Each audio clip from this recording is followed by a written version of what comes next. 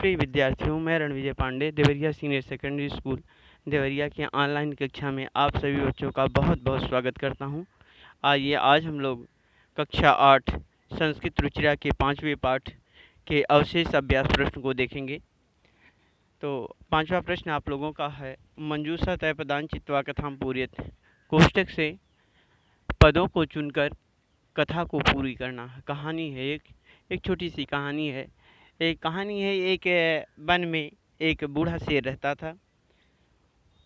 एक बार वह बहेलिए के द्वारा फैलाए गए जाल में फंस जाता है।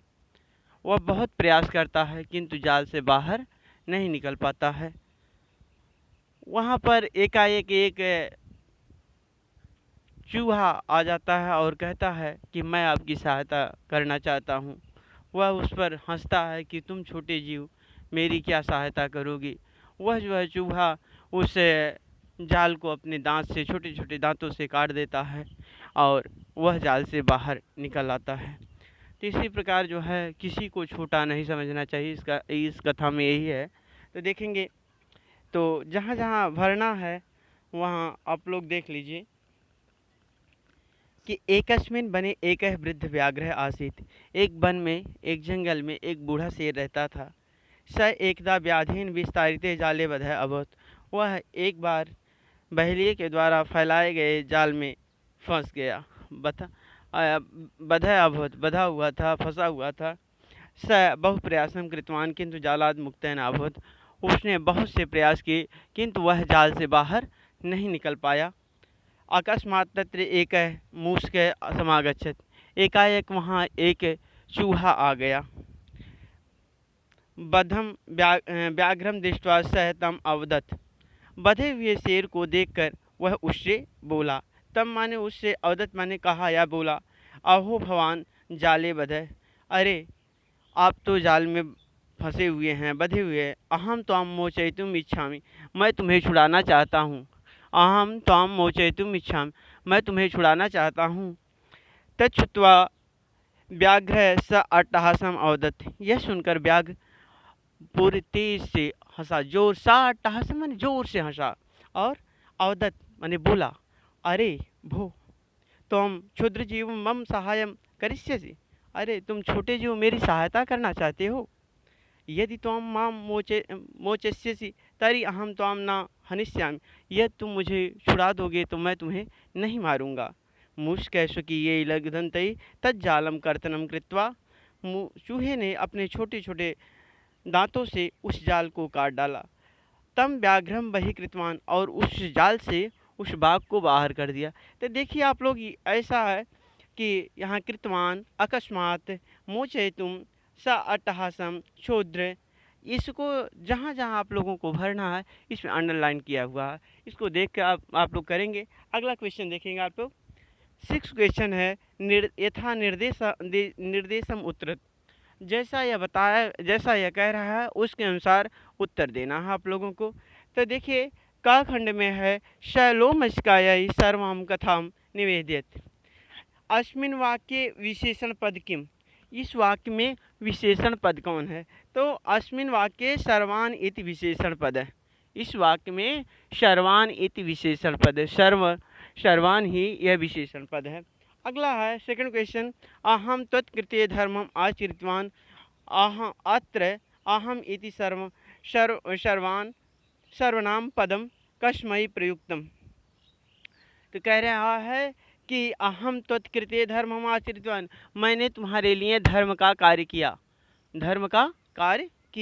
अत्र अहम इति सर्वान पदम कस्मै प्रयुक्तम।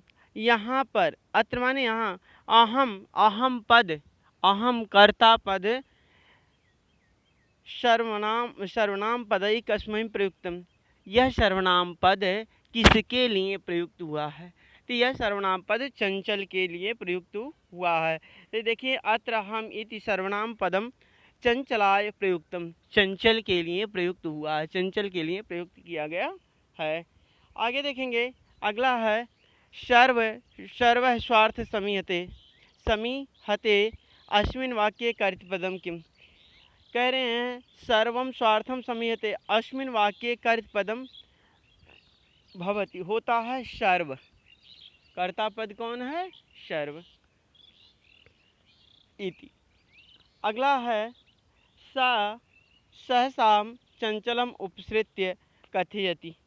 वह एकाएक चंचल के पास जाकर बोली, वाक्यात एकम अव्यय पदम चित्वा लिखत।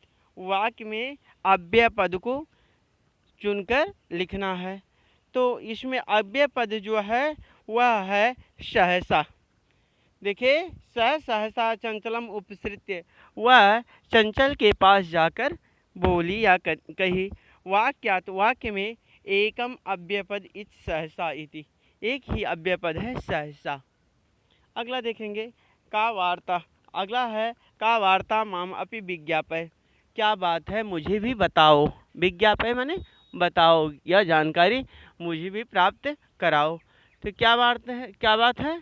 तो कहते हैं कि का वार्ता माम अपि विज्ञापय। अस्मिन् वाक्ये क्रियापदम भवति विज्ञापय इति, तथा ही विपूर्वकात् भवादिगणीयात् ज्ञाधातो ऋच लोट मध्यम पुरुष एक वचन विज्ञापय इति रूपतम।